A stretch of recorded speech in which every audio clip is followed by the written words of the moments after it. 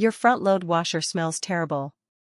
Mildew, mold, wet dog, whatever you call it, your clothes come out smelling worse than they went in. This is the #1 complaint about front loaders, and here's how to fix it permanently. Why it happens: front-load washers use a rubber door gasket that creates a watertight seal.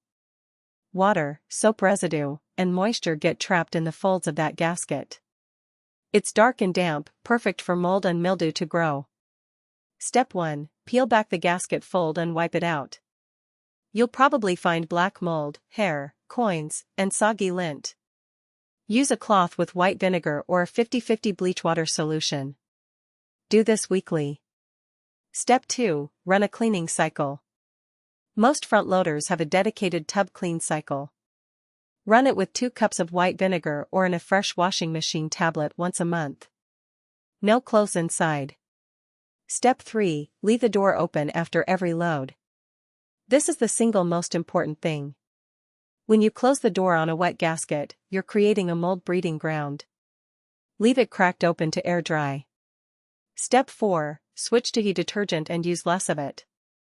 Excess soap creates residue that feeds mold. Use about 1 tablespoon for a regular load.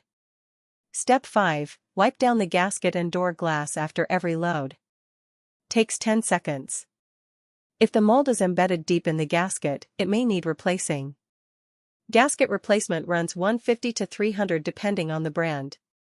Washer repair and maintenance. Port St. Lucie, Stewart, Fort Pierce, Jensen Beach.